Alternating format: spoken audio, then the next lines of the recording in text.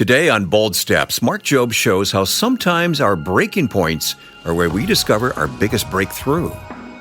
As long as we can handle our own issues, oftentimes we put God on the shelf of, I know it's important, but I just don't quite have time for it. And sometimes our backs have to be against the wall. And sometimes we have to run out of options to finally look to the heavens and say, God, maybe you are the solution.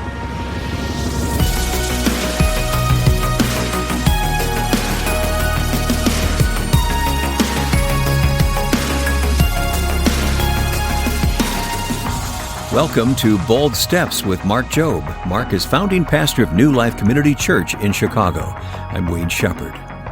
Today we continue a new series called Love Stops and considering the unique ways that God's love can meet us right where we are. Mark, you're going to talk about those bleak moments in life when our trials have become seemingly unbearable and hope just seems out of reach. Yes, and I know some people can relate to that, that you just feel like life is just unbearable. I don't know if I can continue on. I think you're going to be extremely encouraged by this message and the story of a woman who had really reached the end of her rope and was turning to Jesus. Join us in Mark chapter 5, and let's go ahead and join Mark as he begins today's message on Bold Steps. There's a story in Mark chapter 5 of a woman who had a problem in her life.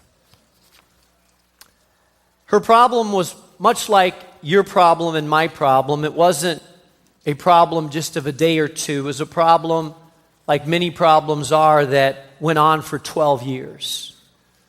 How many of you know it's not the flat tire that you can change in an hour? It's the problems that don't seem to go away, that are the same year after year, that test us, that push us, that weigh us down. That we say, when is this ever going to change, God? How long, O Lord, will I have to struggle with this? How long will this trial weigh me down? How many of you know what I'm talking about? This woman, the Bible says, she had been struggling with this trial for about 12 years. Jesus was on his way to heal a young girl, a little girl, because her father was desperate that she was going to die. And it tells us in verse 24 of Mark chapter 5, so Jesus went with him, with the father. A large crowd followed and pressed around him, and a woman was there who had been subject to bleeding for 12 years. Now we know from the Gospel of Matthew and the Gospel of Luke, who also tell this same story, that her bleeding was an internal bleeding. She was hemorrhaging on the inside. We don't know if it was an ulcer. She may have had colon cancer. We don't know what the bleeding internally was caused from, but we do know that she was bleeding. What happens when you lose blood and can't stop the bleeding is that blood is your life source and your strength. You become anemic.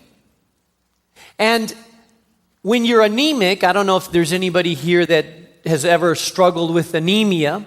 It means you lose blood and your blood is not replenished. And what happens when you start struggling with anemia is that you start becoming very weak. You lose your strength. It feels like you can't get up. It feels like you have no energy for anything. And the lower your blood count goes, it can get so low that your heart stops. It can get so low that if you do any kind of exercise, you may go into cardiac arrest. What our doctors do is our doctors give you a blood transfusion, because if you go below 6, it's lethal to your life, and they like you to be at a blood count of about 11 or 12 so that you have energy within your system. This woman lived in a day where they didn't have MRIs and ultrasounds and colonoscopies. All they knew is that she was bleeding on the inside, and there was nothing they could do about it. For 12 years, she'd gone from doctor to doctor. She'd gone to this doctor because they thought, hey, if you take these pills and these herbs, maybe it'll help you out. So she went and she spent the money and thought, well, maybe it'll help me, only to find out that she was the same. And then someone else would say, hey, I know a doctor. He lives over there in that town. He helped the cousin of a cousin of a cousin. I think it may work with you. So she would say, okay, maybe I need to go to that doctor. She'd go to that doctor and try to find a solution for it. And it wouldn't work again. And so she'd been to multiple doctors. None of them could help her. This was a problem that wasn't going away. This was a problem that seemed not to have a solution. In fact, I believe that she had been affected many different ways. If you're taking notes this morning, jot this down. Our need is usually the beginning of our journey towards the presence of God. I believe she had been afflicted in several ways. Physically, she had been bleeding for 12 years. She was weak, couldn't get out of bed, struggled to walk, bleeding internally but not knowing why. Financially, it tells us she had spent all that she had, all of her inheritance, all of her savings, all of the money within her home. She had pawned things off, her mother's jewelry and everything that she possessed. She had given it for the solution that she thought would help her out, and she was worse off than she started. So she was physically weak, she was financially depleted, she was socially alienated. When, under the Jewish law, if you had any kind of bleeding, you would become ceremonially unclean, which meant that if you touched another individual, you would make them unclean, and they could not go to the synagogue, they could not participate in any religious activities because they were considered to be an unclean person until they went through 7 days of cleansing and until the rabbi pronounced them clean. So in the past, people would come and hug her. Her kids would say, Mom, how you doing? How you feeling? They would be able to kiss her. They would be able to rub her on the back. But since she had this for 12 years, they were unable to touch her. If they touched her, they too would become unclean. So now when they greeted her, they'd say, hi, Mom, how are you? I hope you're feeling better now. She was spiritually isolated because under the Jewish law, if you were unclean, you were not able to go to the synagogue, which is the equivalent of our church. She would not be able to practice in religious activities or even enter the doors of a church because she was unclean. So here's a woman that can't be touched, a woman that can't go to church, a woman that's depleted her finances, a woman that's feeling physically depleted and physically weak all the time. And I can guarantee you that she was emotionally drained. And trials have a way of doing that to us. If you're struggling with a trial year after year, month after month, and it just doesn't go away, there comes a time where you're just drained. Just tired. Been fighting this forever. Trying to overcome it forever. Have you ever been at the point emotionally where you feel like I just can't do it another week? I'm just too tired. I mean, I had a fight, I've been doing good, but I'm just too drained to handle it. She was at that point. We're looking at a woman that was desperate, a woman that was tired, a woman that had tried, a woman that had been disappointed, disillusioned, a lot of false starts, and nothing seemed to work. And here's what I want you to understand and know. I want you to understand that sometimes the very things in our life that look like our tribulation or trial, in God's plan, He can turn them into the best thing that ever happened to us. You see, well, how does that happen, Mark? Well, let me explain it to you. Some of you are here because you had a dark chapter in your life. Some of you are here worshiping now because you had a crisis in your life. You would have never been here without that crisis. Some of you are here because you went through a dark moment. Your marriage was in trouble. You got depressed. You went to the doctor and they said, I think you have 6 months. You had a teenage son that was caught in the gangs and didn't know how to get him out. You're 18 and found out you were pregnant and a single mom and weren't sure what to do. You got a pink slip in the mail. Maybe you started having anxiety attack, panic attacks in your life. And you see, sometimes the things that are the worst to us, sometimes our darkest chapters are the jump-starting point to get us on our journey towards God. Because as long as we can solve our own problems, as long as we can handle our own issues, oftentimes we put God on the shelf of, I know it's important, but I just don't quite have time for it. And sometimes our backs have to be against the wall. And sometimes we have to run out of options to finally look to the heavens and say, God, maybe you are the solution. Now, not everybody's here because at one time they had a crisis, but let me tell you, we all have crisis. I had a conversation with a man just 2 days ago. He found out that I was a pastor and he was a businessman, a real estate developer, and he said, well, I'm a lapsed. He named the religion he was from. And he said, really, I don't go to church. And I said to him, well, your story parallels so many people's stories. You know, it's important that one time you'll get to it, that it's something you should do, but life gets busy. You just don't get around to developing your spiritual life. It's kind of like exercising and cholesterol. It's like I should run, I should exercise, I should watch what I eat. I know it's the right thing. One day I'll get to it, but we just put it on the shelf and don't get around to it, and it could actually take our life. He said, that's exactly where it's at. I know there's a God there, but I just am not active in it. And you know what? I've discovered that many people that know that God is there, many people that know that there's a supreme being, many people that know, most people on the street know that there is a God that controls the universe. But the great majority of the people on the street live their life ignoring the God that controls the universe.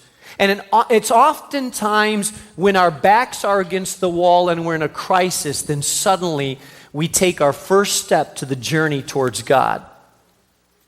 Recently, Haiti, that just went through a major earthquake, and we're all aware of what happened there. Recently, because of the disaster that occurred in that country, they had the largest prayer meeting in the history of that nation. 1 million people came out to pray for 3 days of prayer and fasting. Anybody see that video of that? 1 million people gathered together outside of Port-au-Prince with the president of Haiti there, calling out to God, crying out to God for his mercy. I'm told that 3,000 people got saved. 150 of them were former witch doctors.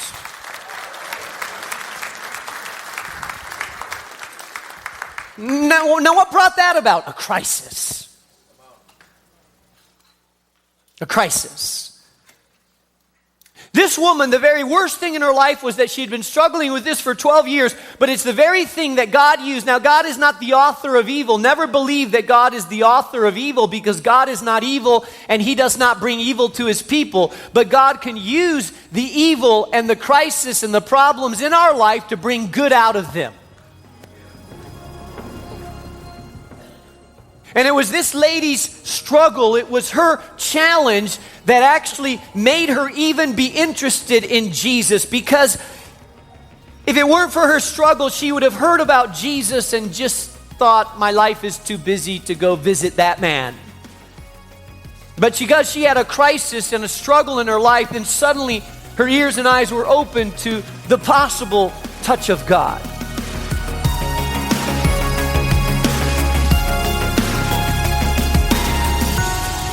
This is Bold Steps with Mark Jobe, and as we reach the midpoint of today's message, we simply want to pause and express our gratitude, Mark, to our faithful monthly supporters, our Bold partners. Yeah, absolutely. Thank you, Bold partners. And I love the fact that we get emails like this one we got from Balaka, Malawi. This person says, It is my first time to listen to this favorite program, Bold Steps, for in it there is food for thought. More importantly, the Word of God you impart to me and other members of the Yao community, which is in Malawi, Africa. Yes, it is today that I was tuning in. Then I said, this is the right program I like to hear, for it has helped me change my life. Since I was born, I have never heard what it means to be born anew in Jesus. Indeed, I have benefited a lot from this. Therefore, I urge you to continue dishing out such lovely programs. You know what strikes me, Wayne? Yeah. This person says, since I was born, I have never heard how to be born anew in Jesus. In other words, since I was born, I've never heard the gospel. Wow. Until Bold Steps came Until along. Bold Steps is the first time this person has heard the gospel. That just touches my heart. And you as a Bold Step partner, you help us reach people who have never heard the gospel before. Well, thank you to our partners. And if you've given a one-time gift in the past and want to consider becoming a monthly Bold partner, you can sign up and give a gift of any amount when you go to boldsteps.org, boldsteps.org.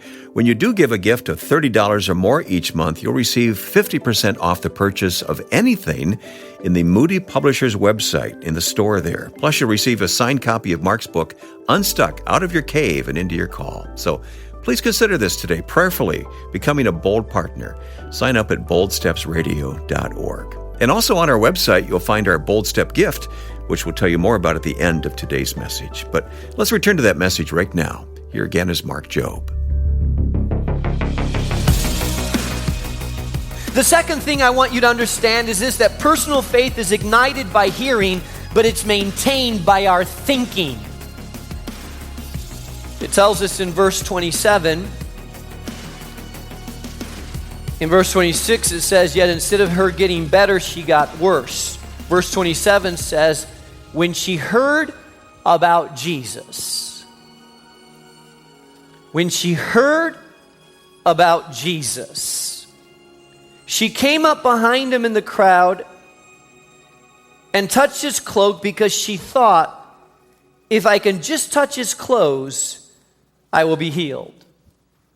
Now, she heard about Jesus when she was not near Jesus, but she heard about Jesus.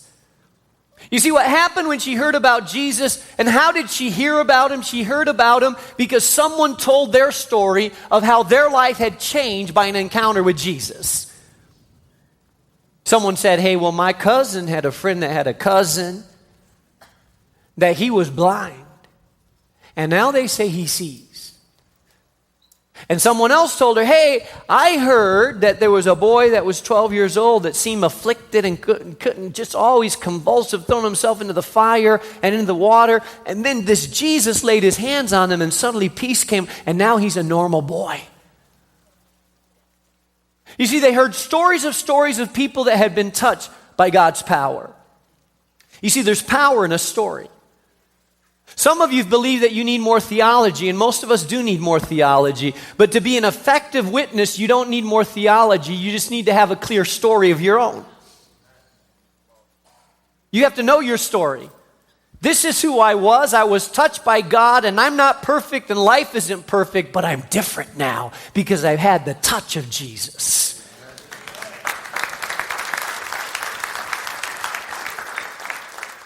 You see, people can argue with theology, but no one can argue with your story. Your story is your story. And this woman heard stories. I call it the holy rumor mill. You know, there's a bad rumor mill, right? The gossip, the critical, the bad. But you know there's a holy rumor mill too? It starts spreading in the neighborhood that Jose's gone religious on us. Jose, you mean Jose? Yeah, Jose. You mean that? Yeah. I heard he's got religious. Really? Oh yeah, man, he's not in the party scene anymore. You know, remember how he used to like be drunk every night? Well, now he's not. He's got a Bible. You see him with a Bible in his hand. Really? You know, he's always yelling at his old woman, you know, now look back. He's actually like holding her hand, going to like marriage retreats. I even heard he brought her a flower one time. Jose? You mean Jose, the Jose that we know? Yeah, that Jose. It's a holy rumor mill. Word starts spreading. You see them at family gathering. Hey, Jose, how you doing? I heard some things. The word spreads fast. It's the holy rumor mill. And then someone whose life is really not good, who they've come to the end, they're tired of the way they've been living, then suddenly they hear that Jose's changed. Now, they never thought that Jose could change, but now they're realizing, hey, if Jose can change, maybe I can change too. Why? I heard it through the holy rumor mill. Because, listen, your story is it's the tool that God uses oftentimes to impart faith to people that don't believe. Your story makes others believe, maybe I too can change. Maybe my marriage too can turn around. Maybe I too can live different. You see, there's something about your story.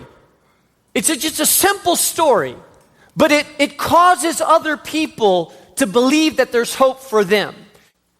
You see, most people aren't interested in religion, so they'll never come to a place like this just to be more religious. But there are people that come to a place like this because they've heard the holy rumor mill. They've heard you can change.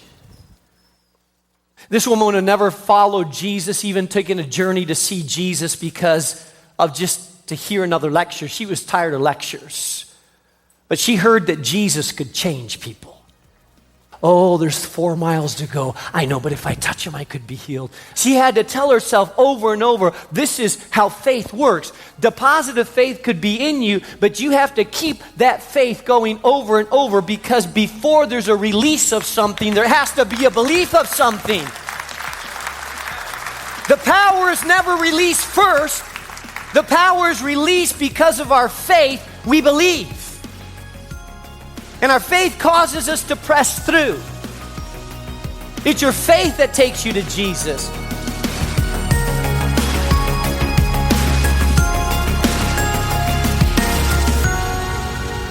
And we'll continue with part 2 of today's lesson tomorrow here on Bold Steps with Mark Jobe. Remember, you'll find all of these messages and more anytime by downloading the Bold Steps app. Well, Mark, let's talk with Dr. Gary Chapman, the author of our Bold Step gift, The 5 Love Languages for Men. Yes, and most of you are familiar with that name. Dr. Gary Chapman has written just a lot of books helping people out, especially marriages, known for the 5 love languages. You know, Gary, most men I know would say they love their wives and believe in them, but somewhere along the way, that love isn't always landing the way it should. In your book, The 5 Love Languages for Men, you talk about the difference between trying to love your spouse and actually speaking her love language. What do you mean by that? Well, you know, what's really important is that the wife feels loved. That's what you're trying to communicate. But if you're speaking your own love language, that is what you think might make her feel loved, you're probably missing the mark because her love language may be totally different. So it takes some effort. First of all, you have to discover it, and then it takes effort to learn a language if it's not natural to you. I love that. So you may be speaking to her in Spanish and she only understands Mandarin, so to speak. And you think you're doing a great job, but she's like, I'm not understanding this at all. How did you meet in the first place for those languages, huh? But this is so true because, you know, as a pastor, Gary, I talk to so many women that genuinely feel unloved, or at least they don't sense that they're a priority or nurtured. And I talk to the husbands and they say, no, I love her with all my heart. But so there's something breaking down in that communication. Yeah, and that's what the languages are all about. It's learning how to communicate love in a way that's meaningful to your wife so that she genuinely feels loved by you. And of course, you need to feel loved too, guys. You know that. And sometimes you're saying to yourself, I just wish she would, you know. And you're probably saying something about your own love language. You want to be loved in a way that's meaningful to you. Well, we'll send you a copy of this Bold Step gift today when you give a gift of any amount to support Bold Steps. Just give us a call at 800-DL-MOODY. That's 800-356-6639. or give online at boldsteps.org/give. Or request a copy of the 5 Love Languages for Men and give your gift through the mail by addressing your envelope to Bold Steps, 820 North LaSalle Boulevard, Chicago, Illinois, 60610. And then if you haven't already, be sure to subscribe to our podcast for easy on-the-go listening. Just open up your favorite podcast app, search for Bold Steps with Dr. Mark Jobe, and click subscribe to get all these messages downloaded automatically to your phone or smart device. And you can also connect with us and find more content on our Facebook and Instagram pages by searching for Bold Steps Radio. That's all the time we have today. I'm Wayne Shepherd, inviting you to come back tomorrow for the second half of today's lesson. It's the next part of our series called Love Stops, and it's coming up Wednesday on Bold Steps with Mark Jobe. Bold Steps is a production of Moody Radio, a ministry of Moody Bible Institute.